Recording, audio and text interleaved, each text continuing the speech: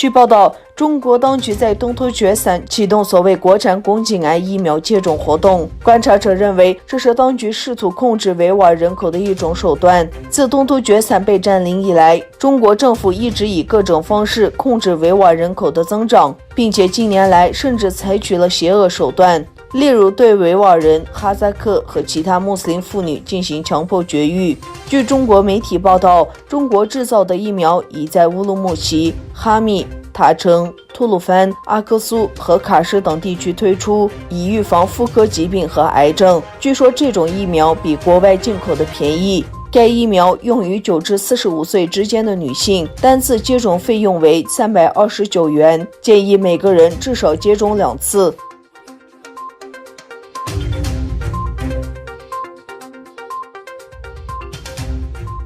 美国商务部对33家中国企业和机构的禁令将于本周5生效。这些实体在5月下旬遭列入美国贸易黑名单，原因是参与了中国对东突厥散维吾尔人和其他少数民族的监控，或是帮助中共军方制造杀伤性武器。对此，中国外交部声称，美国政府的行为是干涉内政。新的制裁将限制实体清单中的公司和机构购买美国经售科技产品以及技术。制裁将涵盖向实体清单的公司和组织出售美国产品，以及在国外生产的使用美国技术的材料。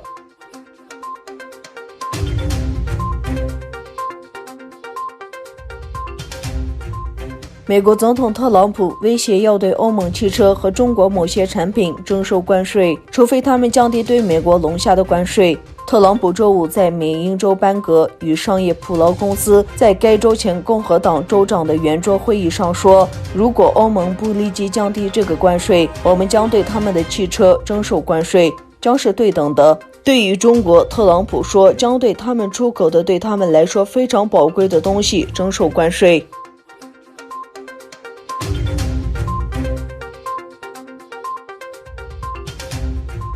巴西总统亚伊尔·波索纳洛指责示威组织存在意识形态偏见，并威胁称巴西将退出示威组织。波索纳洛的话说，我现在直接告诉您，美国已经退出示威组织，我们正考虑未来也这么做的可能性，要么示威组织摒弃意识形态偏见，要么我们也退出。美国总统特朗普5月29日宣布，美国终止与示威组织的关系。他认为中国在示威组织中占据绝对优势的地位，中国官员没有履行其向世界卫生组织报告的责任，并向示威组织施压，误导全世界。